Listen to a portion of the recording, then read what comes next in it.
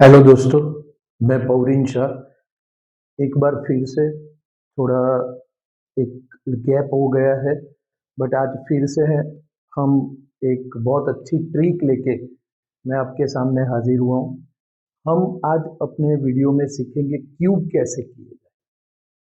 तो पहले हम 99 तक के नंबर के क्यूब के लिए सीखते हैं।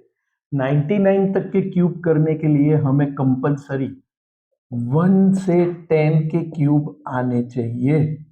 तो ये हमारे पास एक बहुत क्लियर फंडा होना चाहिए कि भाई हमें 1 से 10 के क्यूब आते हैं। जैसे 1 का क्यूब 1, 2 का क्यूब 8, 3 का क्यूब 27, 4 का क्यूब 64, 5 का क्यूब 125। क्यूब आप जानते हैं, यानी कि 3 टाइम्स हम मल्टीप्लाई करते हैं और बाद में जो नंबर मिलता है उसको हम क्यूब कहते हैं। बराबर है। हाँ, हम घन की ही बात कर रहे हैं। वो स्क्वायर पहले हम सिखा चुके हैं और 100 के ऊपर के स्क्वायर भी सीखेंगे, लेकिन यहाँ पे पहले 100 तक के क्यूब सीख लेते हैं।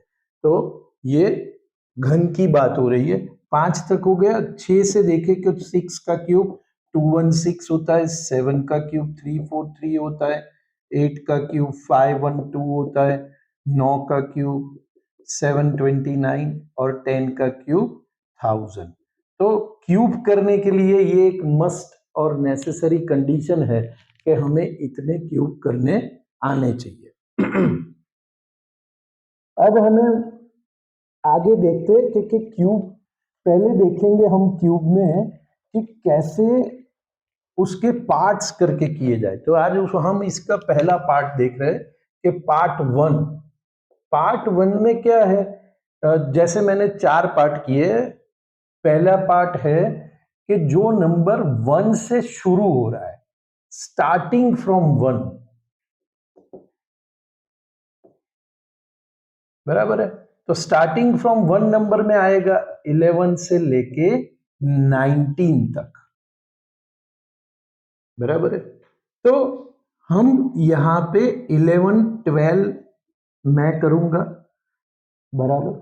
और 17 18 भी मैं करूंगा, या चलिए 19 18 17 तो छोड़ दीजिए, 18 19 मैं करूंगा।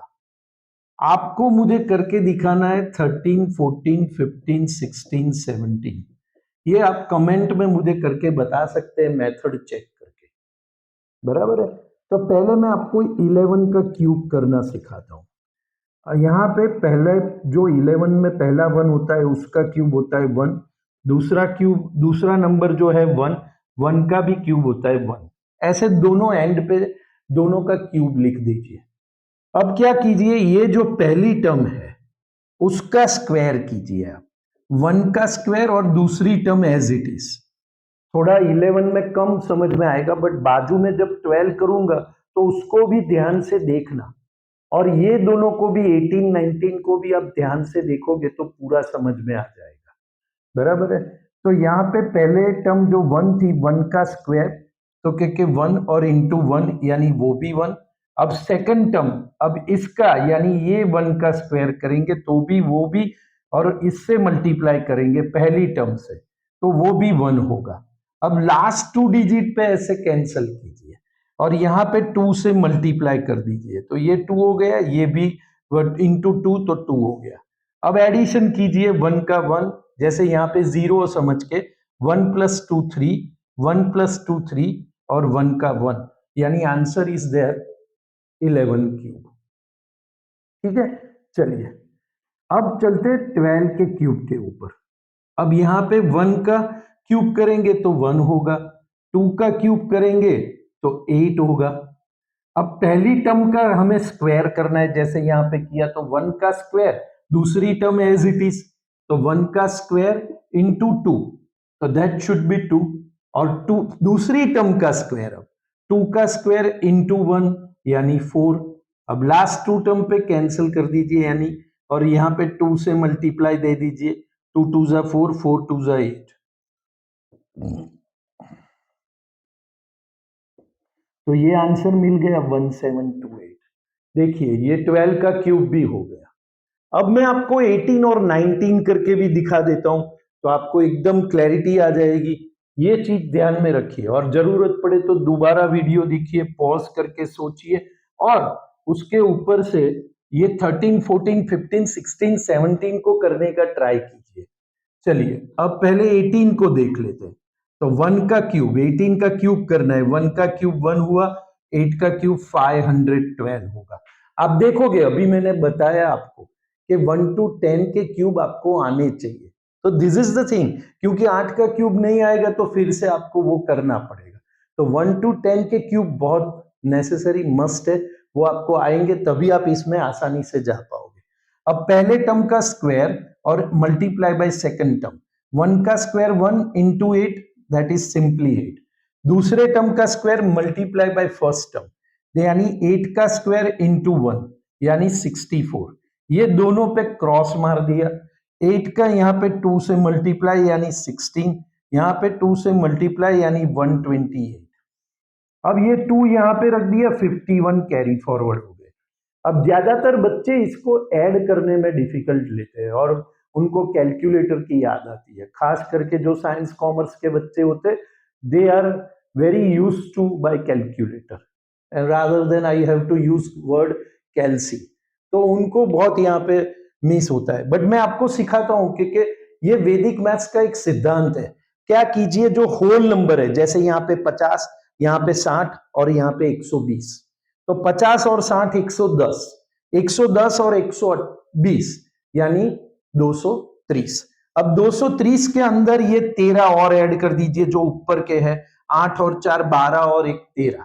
तो 230 के अंदर 13 ऐड करने के बाद हमारे पास क्या बचता है, 243। तो यहाँ पे 3 ले लिया, ऊपर 24 चला गया, बराबर है। अब 24 और 16 40 हो गए, 40 और 8 48 हो गए और यहाँ पे 4 आ गया, तो 5832 इज द आंसर। देखा, तो ये बहुत आसान है, बट इसकी एक चीज है, प्रैक्टिस चाहिए, प्रैक्टिस के बगैर नहीं होगा, बराबर है। अब 19 के ऊपर मैंने 2 हार्ड भी कर दिया जो आपकी लैंग्वेज के हिसाब से है, और 2 इजी भी कर दिए, यानी स्मॉलेस्ट भी कर दिए और लार्जेस्ट भी कर दिए, दैट आर बिगिनिंग फ्रॉम 1, यानी स्टार्टिंग फ्रॉम 1 है। और बीच वाले आपके ऊपर, यानी जो मिडल ऑफ द नंबर है 13, 14, 15, 16, 17, वो मैंने आपके ऊपर छोड़े हैं। अब 19 का क्यूब कर लीजिए, यहाँ पे 1 होगा, 9 का क्यूब होगा 729, 1 का स्क्वायर इंटू 9 यानी दैट इज 9, 9 का स्क्वायर इंटू 1 यानी 81। ये दोनों पे कैंसलेशन, यहाँ पे 18, यहाँ पे 162।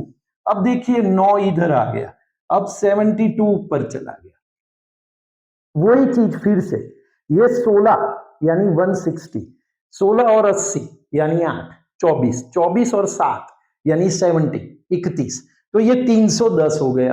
अब 310 में क्या हुआ, 2 और 1 3 और 2 5, इनको जोड़ दिया तो 310, 16 और 8 240 यानी 24, 24 और 7 31, 310, 310 में 5 ऐड किया 315 और 31 ऊपर गया, 31 और 9 40, 40 और 16 40 और 18 18 हो गया 58 और यहाँ पे 5, तो 6859 देख लिया।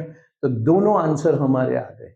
आप वेरीफाई कर सकते हैं कैलसी करके या कैलकुलेटर करके, बट ये देखिए, तो आज हमने जो वीडियो में सीखा, आज के वीडियो में, वो था क्यूब करना, कैसे क्यूब करे the number which are starting from 1।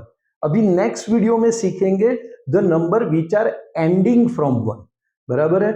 Second, इसके बाद वाले वीडियो में हम वो सीखेंगे। Thank you.